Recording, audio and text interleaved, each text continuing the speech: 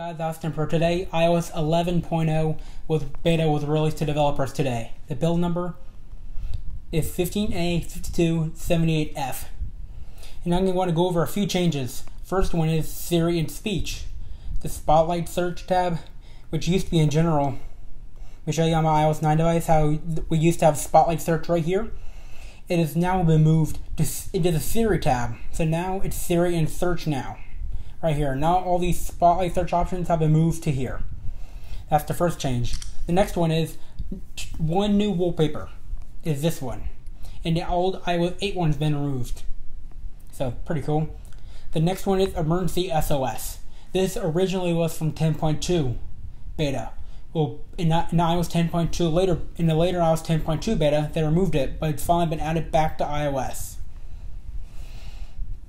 The next one is a brand new accounts and passwords tab. So the setting where you used to change passwords and all that from Safari, like we go down to tab the Safari, there used to be passwords right here, but now it's been made for a separate tab now called password app and website passwords. So that's pretty cool. And next one is the camera app has its own individual tab now in settings. So now instead of the photo and camera, it's now camera. You can do the preserve settings, and there's this new scan OR codes in new formats right here. Transfer to Mac or PC. It's pretty cool. In photos, you even have a new thing down here called people, like reset people album, which resets all the people data in your people's tab. And you have a new cellular data tab for photos too, which lets you upload photos, like unlimited updates over cellular for photos. The next one is that the usage tab has been renamed to iPhone storage. You go to see stored to usage has been just renamed to iPhone storage, and if you go into it, it's fully redesigned now to look much better. Review your videos and offload unused apps. This will automatically offload unused apps when you're low on storage. Your documents, data will be saved. So basically, when you low on storage, it will remove certain data. So it'll let you save space. So see, all your apps are down here. That's the redesign. It'll tell you the last time you used this app, like June 5th. And you can see how much data the system's taken up. 7.2 gigs. So that's pretty cool. And you have a new meter up here, just like an iCloud, right here. The next one is accessibility, where Siri, you can now type to Siri, like how in Cortana and Eevee you could type instead of speak. You can now do that in Siri as well. And Siri has a brand new user interface, like this. What's 10 times 10? Sorry, there's nothing to repeat. What's 10 times 10? Sorry, there's nothing to repeat. See, and you see here, Siri has a new little bubble right down here.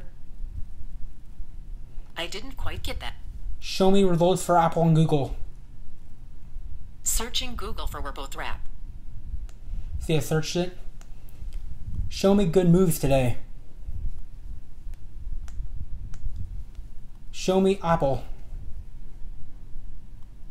Okay, here's what I found. See, here is the new Siri's redesign right here. It's perfect. It's pretty cool actually. So Siri's new user interface is right here, just like that. And Siri's little bubble down here is like floating animation. Pretty cool. Next is the control center. When you swipe up, the toggle is now redesigned perfectly. And on the flashlight, when you 3D touch, instead of going to low light, bright light, or medium light, you now slide up just like this to adjust your brightness. Pretty cool. In screen mirroring, instead of tapping, you 3D touch on it and then give you all your AirPlay mirrorings. Same for your brightness. You slide up on it, but to get to night shift, 3D touch on the brightness and click night shift. In night shift, they have a new color toggle now. Pretty cool. Same for volume. When you 3D touch on volume, you can go up and down. And next is now Apple put 3D touch toggle on all top row icons now, like playing. And there's the new cellular data and personal hotspot tab and AirDrop. These three are brand new. It's pretty cool. And when you turn on orientation lock, there's a brand new animation. See that? When you lock it, it shakes. If you didn't notice it, if it shakes, when unlock it does that. When you do the moon, like do not disturb, the moon moves back and forth. Pretty cool. So now Control Center is just one page now. Next one is in the camera. The camera buttons have been redesigned a little bit. I'm not sure. So something that I cannot show you because they reveal location. And next, it's in the calculator. The calculator app has now been put back to round calculator. It's now round again, compared to what it was in iOS 9 and 10. Show you here. Calculator in iOS 9 was all like boxy like. Now it's back to round, just like an iPhone OS 1. Just like that. The next one is Apple's new file app. It's really cool. So this is where you see all your files, but I can't show you it right now because I'm not using it. And here's the settings. You can go on iCloud Drive on my iPhone, recently deleted. You can even tag like this. But I'm gonna show you some more on my iPad after this. So that is the new thing. And when you unlock your device, instead of fading in like older iOS 10 device now, it now pops up. Perfect. Next up is the new App Store for iOS 11. See here, the App Store right here looks incredibly cool. So as Apple is demoing, they have Today View, Games, and Apps, and Updates Search.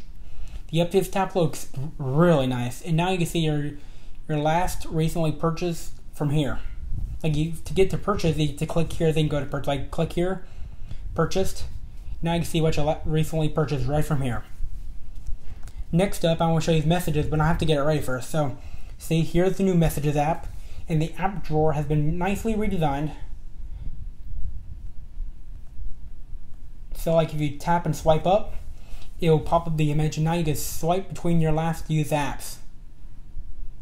Like click the app drawer. Now when I slide this down, like you can see all your iMessage apps like scrolling down here instead of going through a big boxy way like you did in the past. But now there's a new toggle that says visit App Store for iMessage. Slide that up, and now you're on iMessage again. Perfect. You can even see your iMessage stickers right from here.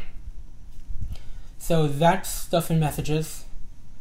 So next I want to show you is on the iPad.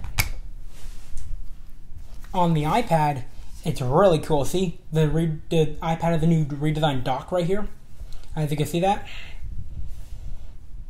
And now, if you go up here, the battery weight is always shown now, whether it has anything paired up to it or not. That's a new feature in iOS 10. But the only thing that's still broken is the Bluetooth. The Bluetooth toggle is actually broken right now, so it does not work. So to get to the new app switcher, swipe up, and here's the iPad's big new app switcher. Basically, same way as the iPhone, but when you go up to here, the mute has a new color toggle. So all these have new white and color toggles now. Like airplane mode does now too. Oh! You can now force touch on here. Even tells you which Wi-Fi you're connected to now. So iPads now have 3D touch now. So 3D touch has been integrated into the iPad. Swipe up. So iPad now has 3D touch.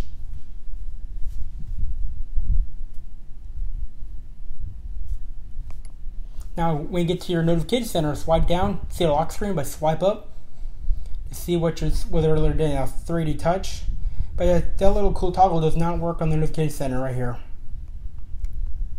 So see here, I'm not familiar with it yet. Click the home button and swipe back up. And new for the iPad is a OR code scanner. Like the the new Notes scanner right here. Like when you hit plus to scan document. Now, when you hold something in front like this, it's kind of tricky for me to do this. Like my Frozen book right here. Click it. And now it makes me reposition this right here. Hit use. When I click use scan, then we put like a tag down here. Now when I click it, I can go to color filters, but I can't mark it up right now. I don't know how to do that right now. So you can change to manual too. So, and when you go to your clock app, the iPad, like how on the iPhone, you actually had two stopwatch types. Like when you go into the clock here,